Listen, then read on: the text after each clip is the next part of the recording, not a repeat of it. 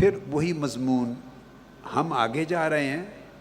ابھی اللہ تعالی ہمیں بار بار سبق یاد کرانے کے لیے پلٹ پلٹ کے وہ بات فرماتا ہے. فرمایا کہ بے شک جو لوگ تم میں سے احد کے دن جنگ احد میں جو لوگ تم میں سے بھاگ کھڑے ہوئے تھے،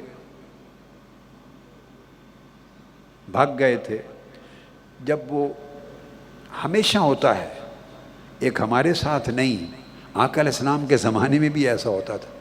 جب آواز بلند ہوتی ہے نا انقلاب کی، حق و باطل کے معرکے کی، جنگ کی، تو آقا علیہ السلام کے کارکن کون تھے؟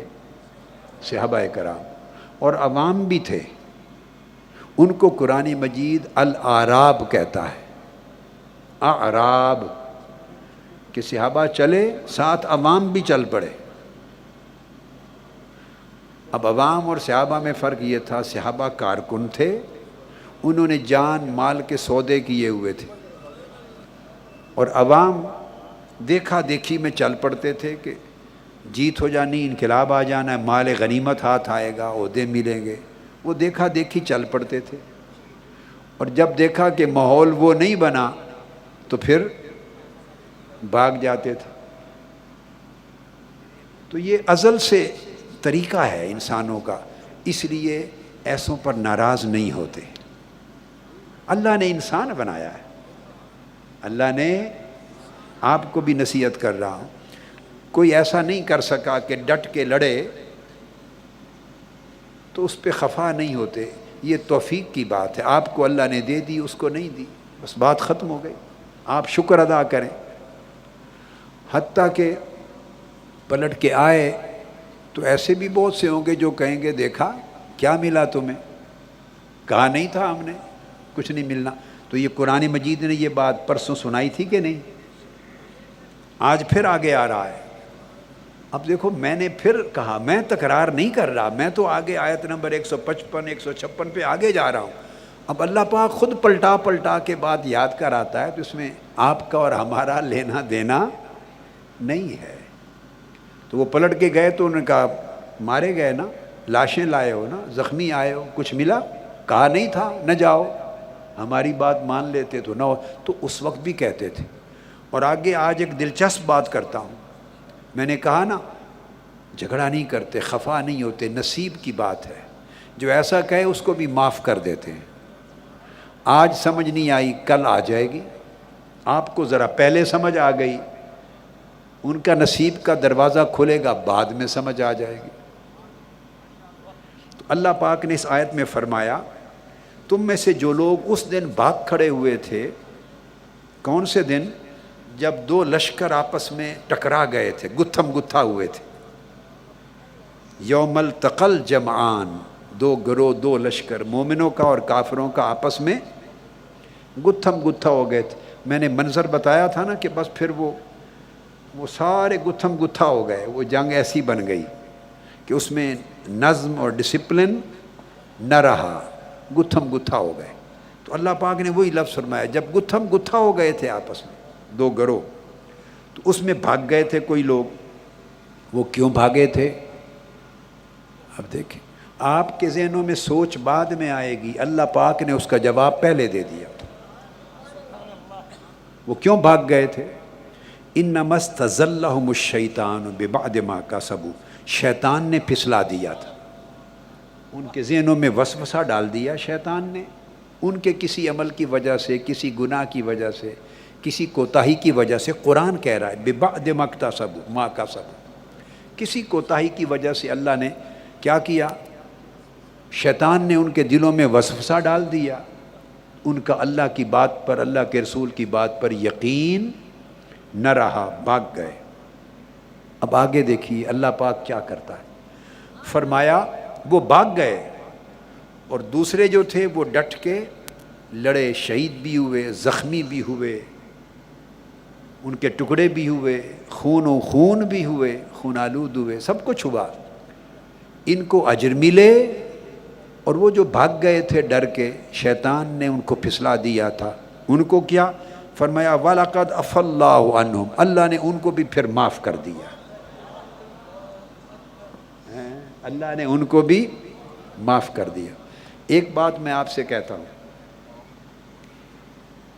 الحمدللہ تعالی آج کے دن تک جو نہیں آئے یا جنہوں نے بعد میں باتیں کی، وہ باتیں جو مدینہ میں بھی ہوئی تھیں کہ مجھے آج تک ان پہ غصہ کبھی نہیں آیا۔ آپ پر خوش بہت ہوتا ہوں، ان پر غصہ نہیں آتا۔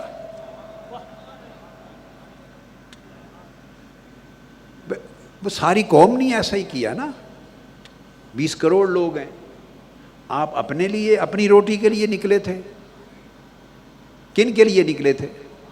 آپ میں سے تو بہت سوں کے گھروں میں چولہا جلتا ہوگا، آپ تو ساری قوم کے لیے، امت کے لیے نکلے تھے، ان کے لیے۔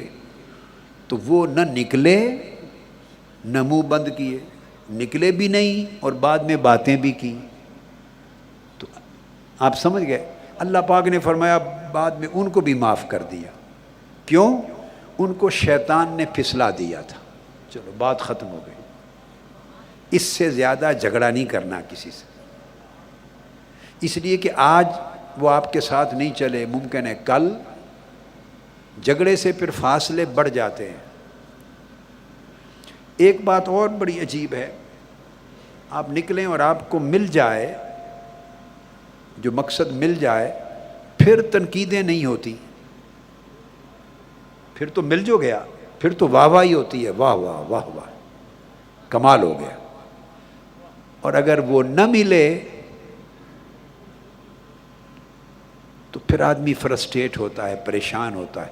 جب فرسٹریٹ ہوتا ہے پھر وہ بڑی تنقیدیں ہوتی ہیں، یہ معاملہ ہوا، یہ ہوا، یہ ہوا، فلاں نے کیا، فلاں نے کیا، وہ ایک دوسرے پر کیچڑ اچھالتے ہیں۔ یہ سب کچھ ہوا، مدینہ کی تاریخ اور قرآن مجید بتاتا ہے، مگر شیوا کیا ہے اللہ کا؟ وَلَقَدْ عَفَا اللَّهُ عَنْهُمْ، اللہ نے ان کو بھی معاف کر دیا۔ اور آپ کو ایک اس سے بھی عجیب تر بات بتاؤں، صحیح بخاری میں، صحیح مسلم میں آتا ہے اور بہت سی کتب حدیث میں، جب آقا علیہ السلام پر حملہ ہو گیا تھا، ایک ایک کر کے صحابی لڑتے رہے اور شہید ہوتے رہے۔ ایک ایسا وقت بھی آ گیا، اس کو کرے کہ 10-12 رہ گئے صرف حضور علیہ السلام کی حفاظت کے لیے، پھر ایسا وقت آ گیا 5-6 رہ گئے، شہید ہوتے گئے، اور کفار کا جتھا تھا نا، وہ ان کو منتشر کر دیتا تھا، لڑائی میں الجھا لیتا تھا۔ پھر ایسا وقت آ گیا، آپ کو ایک عجیب بات بتاتے ہیں، ایک ایسا وقت بھی آ گیا کہ 2-3 رہ گئے، فقط 2-3 رہ گئے، اور پھر اس کے بعد ایک ایسا وقت آیا کہ حضرت ام عمارہ ہیں، ایک صحابیہ ہے،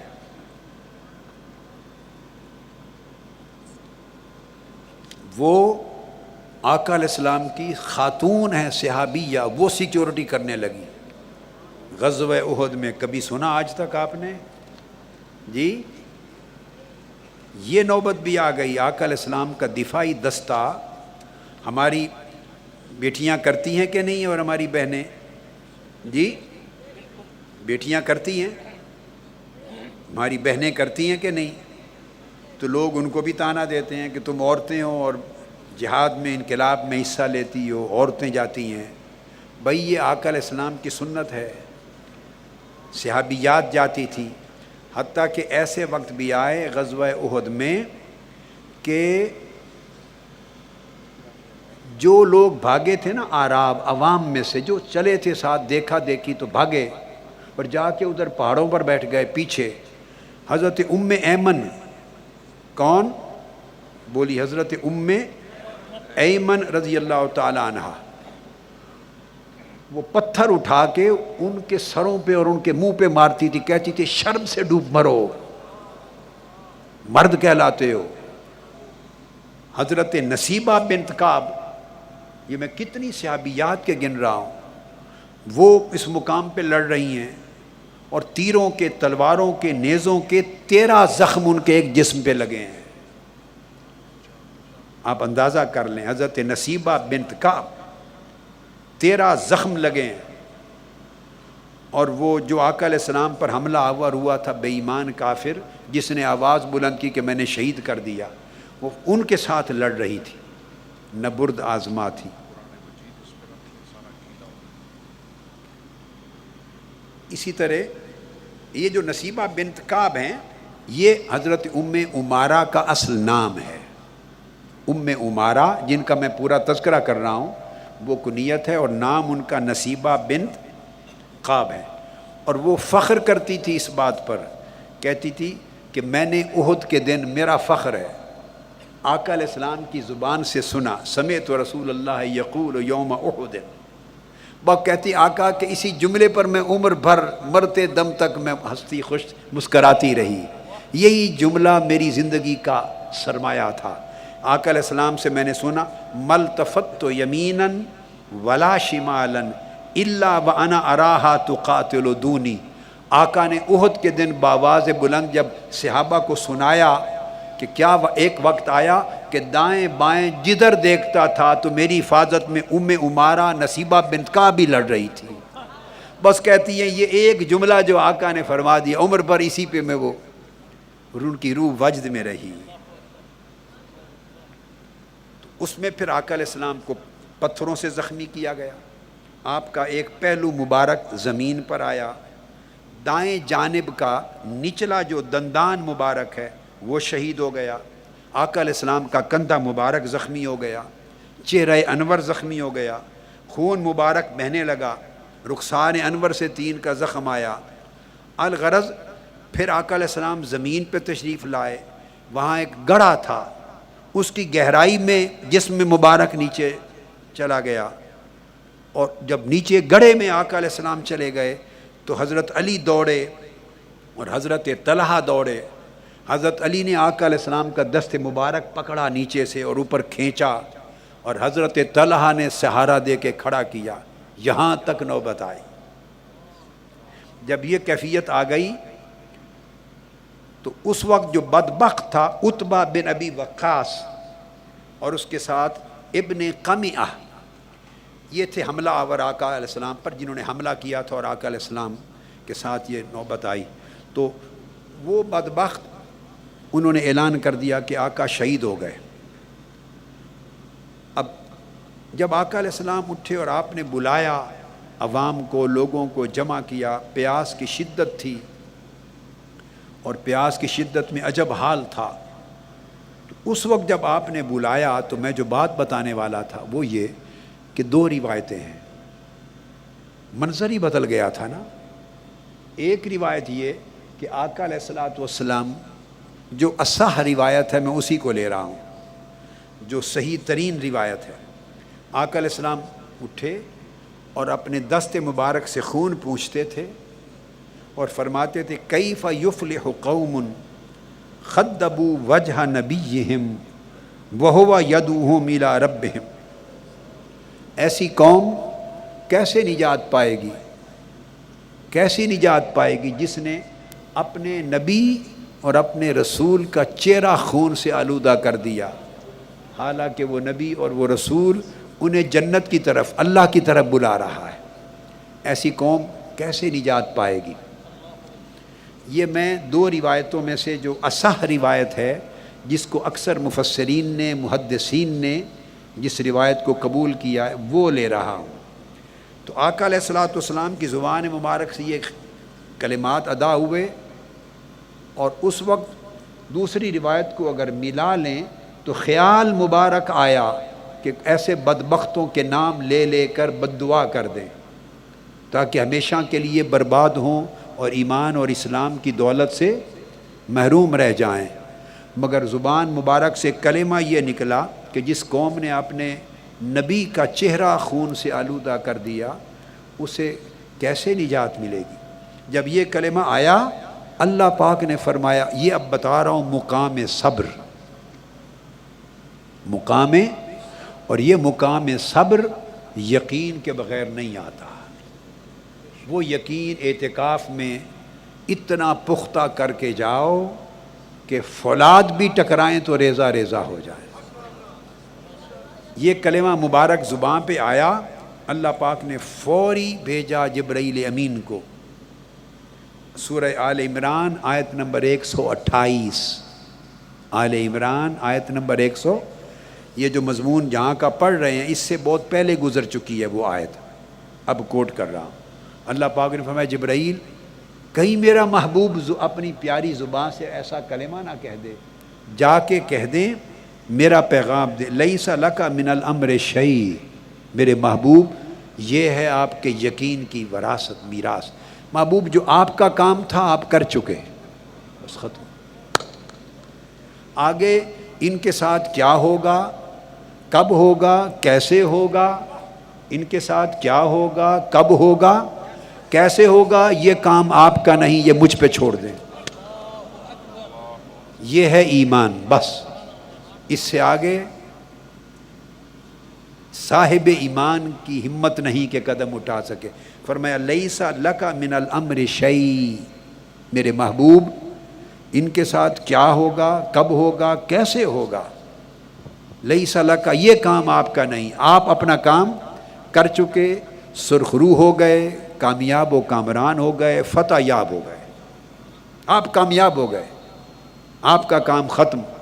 اب ان کے ساتھ کیا ہوگا، کب ہوگا، کیسے ہوگا، یہ کام آپ کا نہیں، یہ میرا ہے.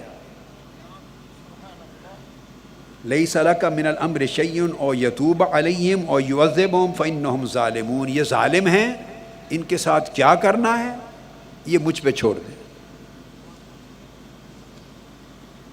یہی وہ مقام ہے جہاں انسان بے صبر ہوتا ہے. یہی وہ مقام آتا ہے انسان کی جد و جہد کی تاریخ میں، زندگی میں، جہاں صبر کا دامن ہاتھ سے چھوٹتا ہے. لیکن اللہ پاک چونکہ اپنے نبی کا، رسول کا، پیغمبر کا نہ صرف مربی ہوتا ہے بلکہ اس کو معصوم بنایا اور اس کا کفیل بھی ہوتا ہے. تو زبان اطہر پہ بھی ایسی بات نہیں آنے دی کہ کل کو کوئی اس کو کسی اور طرف اشارہ نہ کر سکے. صرف اتنا کلمہ فرمایا تھا کہ یہ قوم جس نے اپنے نبی کا، جو ان کی بھلائی کی طرف، جنت کی طرف، بخشش کی طرف، اللہ کی طرف بلا رہا، ان کے چہرے کو خون آلود کر دے، یہ کیسے نجات پائے گی. وہیں روک دیا، میرے محبوب اس سے آگے نہیں کچھ کہنا، آپ کا کام ہو چکا، مبارک ہو، آپ سرخرو ہو گئے، اب یہاں سے آگے اللہ کا کام. تو لیس لک من الامر شیء کو یاد رکھیں. تو اس طرح الغرض جو بیسک چیز میں نے آپ کو بتائی وہ یہ کہ قرآن مجید نے اس کا حوالہ دیا کہ جب تم گھبرا، کچھ عوام بھاگ گئے تھے جو دیکھا دیکھی چل پڑے تھے ساتھ، وہ ان 700 میں تھے. جب قافلہ چلا تھا تو 1000 تھے، 300 تو عبداللہ بن ابی جو منافق ہے اس کے ساتھ رستے سے ہی پلٹ گئے. اب احد میں 700 پہنچے. یہ جو منتشر ہوئے اور بھاگے یہ ان 700 میں سے، تو ان میں بھی عوام بھی تھے اور صحابہ کرام بھی تھے. صحابہ کرام ثبات کا پیکر بن کے لڑنے والے. عوام بھائی تھے تو اسی دور میں نا، انہیں کوئی اور لفظ تو نہیں نا استعمال کریں گے، کوئی ٹائٹل اور تو نہیں ہے نا، کلمہ پڑھتے تھے. مگر کئی کچے تھے، کئی پکے تھے. بیر بھی ایسے ہوتے ہیں، آم بھی ایسے ہوتے ہیں، کیلے بھی ایسے ہوتے ہیں. بھائی ہر کوئی شروع میں کچا ہوتا ہے، بعد میں پکا ہو جاتا ہے. ہر کوئی ابو بکر صدیق نہیں ہوتا، ہر کوئی فاروق اعظم اور عثمان غنی اور علی شیر خدا اور بلال حبشی نہیں ہوتا. کئی جب عشق کا بامبڑ بھڑکتا ہے اور پہلے دن سے تکتے ہیں تو اسی وقت وہ بک جاتے ہیں اور پھر ان کے قدموں میں کوئی زلزلہ نہیں لا سکتا. کئی ایسے ہوتے ہیں کہ دیکھا دیکھی کلمہ پڑھتے ہیں، پھر آ کے دیکھتے ہیں، حالات کا جائزہ لیتے ہیں، آتے جاتے رہتے ہیں، کئی مہینے کئی سال بھی گزار دیتے ہیں. اس لیے قرآن مجید نے ان کو جگہ جگہ الاعراب کہا، جو مدینہ کے ارد گرد دیہاتی لوگ رہتے ہیں، دیہات کے رہنے والے. قرآن مجید نے لفظ استعمال کیا. منافقین کے لیے الگ لفظ یوز کیا، جو یہود میں سے منافق تھے، دھوکہ باز تھے، غدار تھے، سازشی تھے، ان کے لیے منافقین کہا. جو صحابہ تھے ان کے لیے مومنین کہا، اور جو کچے پکے تھے ابھی رستے میں تھے ان کے لیے آراب کہا. شہر تو چھوٹا سا تھا نا، تو ارد گرد تو بستیاں تھیں، دیہات تھے تو دیہاتوں کے رہنے والے. تو جنہوں نے مرحلے طے کیے تو فرمایا ان کو بھی معاف کر دیا. اور پھر فرمایا 156 نمبر آیت میں، یا ایھا الذین آمنوا لا تکونوا کالذین کفروا وقالوا لاخوانہم اذا ضربوا فی الارض او کانوا غزا لو کانوا عندنا ما ماتوا وما قتلوا. آیت نمبر 156. فرمایا ایمان والو، اب ایمان والوں سے خطاب ہو رہا ہے. فرمایا تم ان کافروں کی طرح نہ ہو جاؤ، ان کافروں کی طرح نہ ہو جانا. اب کافروں کی طرح کو عقیدہ تو نہیں بدل رہے تھے، اسلام کو چھوڑ تو نہیں رہے تھے، یہ بات سمجھنے والی. نماز، روزہ، زکوٰۃ، قرآن، حضور کی نبوت کا انکار تو نہیں کر رہے تھے. کس چیز میں روکا؟ کہ ان کافروں کی طرح نہ ہو جاؤ. سوچ میں کیا؟ یوں نہ سوچنے لگ جاؤ، شک میں نہ پڑ جاؤ، اس سے روکا. تمہاری سوچیں ادھر مصطفیٰ کی طرف جائیں، یقین کی طرف جائیں، ایمان کی طرف جائیں، ان کے شک اور وسوسے کی طرف نہ جائیں. فرمایا ان کافروں کی طرح نہ ہو جاؤ. کون سے کافر؟ باری تعالیٰ فرمایا جو اپنے ان بھائیوں کو کہتے ہیں، بھائی ہوں گے سگے یا کزن ہوں گے یا رشتہ دار ہوں گے یا دوست یار ہوں گے، سب کے لیے جو اپنے بھائیوں کے دوستوں کو کہتے ہیں، خواہ وہ سفر پہ نکلے یا جہاد آقا علیہ السلام کے ساتھ کر رہے تھے اور وہیں شہید ہو گئے، وفات ہو گئی، تو وہ لوگ یوں کہتے ہیں کہ اگر وہ نہ جاتے رسول کے ساتھ، جہاد پر نہ جاتے، معرکے میں حصہ نہ لیتے، جنگ میں نہ جاتے، ہمارے پاس رہ جاتے، پیچھے رہ جاتے تو نہ مرتے، آج نہ مرتے، بچ جاتے، یوں قتل نہ کیے جاتے. لو کانوا عندنا ما ماتوا وما قتلوا. اگر رسول پاک کے معاذ اللہ استغفر اللہ، وہ کہتے اگر حضور علیہ السلام کی باتوں میں نہ آ جاتے اور یہ باقی مومنوں کی باتوں میں نہ آ جاتے، ہماری بات مان لیتے اور رک جاتے، رہ جاتے، واپس پلٹ آتے، ادھر بیٹھ جاتے، تو نہ مرتے، نہ اس طرح شہید ہوتے، نہ ان کی لاشیں کاٹی جاتی. اللہ پاک نے فرمایا ایسا کہنے والے کافروں جیسی سوچ نہ رکھو، سوچ. اور فرمایا کہ واللہ یحیی و یمیت، یہ ان کی دلوں کی حسرت ہے، گمان ہی رہے گا. اور فرمایا یہ کون ہوتے ہیں کسی کو موت سے بچا لینے والے؟ فرمایا واللہ یحیی، زندہ بھی اللہ رکھتا ہے، موت بھی اللہ دیتا ہے. اس پر ایمان ہونا چاہیے. اگر موت آنی ہے، میں نے اس دن بتایا تھا، آج اگلی آیت پھر، اب موت آنی ہے تو آ کر رہنی ہے. تو آئے تو بزدلی کی موت نہ آئے، جوان مردی کی موت آئے. فرمایا اللہ تمہارے اعمال کو خوب دیکھ رہا ہے. اور فرمایا کیا ہو گیا اگر شہید ہو گئے؟ وَلَئِن قُتِلْتُمْ فِي سَبِيلِ اللَّهِ اَوْ مُتْتُمْ، خواہ تم شہید ہو گئے کافروں کی تلوار سے یا ان سفر میں ہی وفات پا گئے، تو کیا ہوا؟ لَمَغْفِرَةٌ مِّنَ اللَّهِ، تمہارے لیے اللہ کی مغفرت ہے، وَرَحْمَةٌ، اور اللہ کی رحمت ہے، خَيْرٌ مِّمَّا يَجْمَعُونَ، اور مغفرت اور اللہ کی رحمت جو کچھ وہ جمع کرتے ہیں، مال دولت، زندگی بچاتے ہیں، جو بھی رکھتے ہیں جمع، اس سے ہزارہا درجے بہتر ہے. وَلَئِن مُتُّمْ أَوْ قُتِلْتُمْ، بھلا ایمان والو سوچو تمہاری موت آ جائے یا شہید کر دیے جاؤ، لَإِلَى اللَّهِ تُحْشَرُونَ، جانا تو اللہ کی طرف ہی ہے نا، آنا تو میرے پاس ہی ہے نا، آنا تو میرے پاس ہی ہے نا. تو میں دیکھوں گا کہ میری راہ میں لڑ کر مرا ہے یا میری راہ میں چل کر مرا ہے، یا میری راہ میں جد و جہد کرتے کرتے مرا ہے. بھلے بستر پہ موت آئی، میں شہداء میں لکھ دوں گا. میں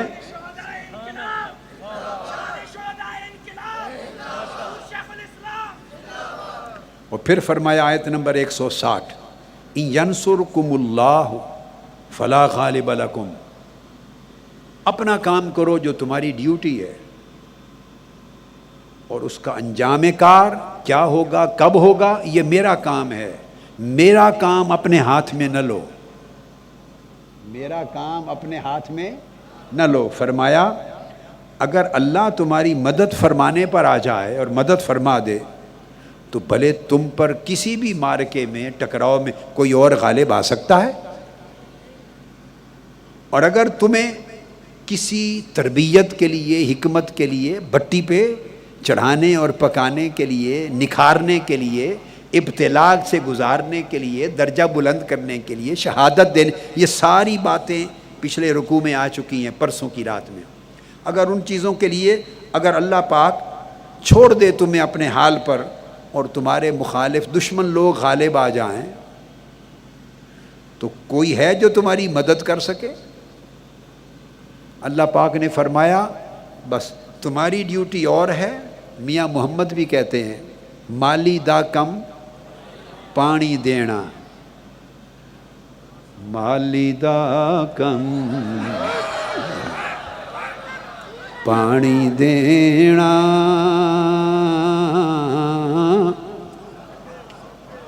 پر بر مشکاں پاوے، مالی دا کم، مالی دا کم، مالی بنو خدا نہ بنو، مالی بنو، مالی دا کم پانی دینا، بر بر مشکاں پاوے، مالک دا کم پھل پھل لانا، مالک دا کم پھل پھل لانا، لاوے یا نہ لاوے۔ مالی شکوہ نہیں کرتا، مالی شکوہ، میری مالنیاں بھی بیٹھی ہیں ادھر، بیٹیاں بہنیں، وہ بھی مالی ہیں، مالی شکوہ نہیں کرتا۔ کیوں؟ مالک دا کم پھل پھل لانا، لاوے یا نہ لاوے۔ میں بے سرا سا آدمی ہوں بیٹے، ایسے معاف کر دینا، سر کوئی نہیں آتی مجھے، ایسے ہی میں ذرا ذوق میں آ گیا، ایسے ذوق میں آ گیا، میں بے سرا آدمی ہوں، معاف کر دینا اگر آپ کے کانوں پر بوجھ آیا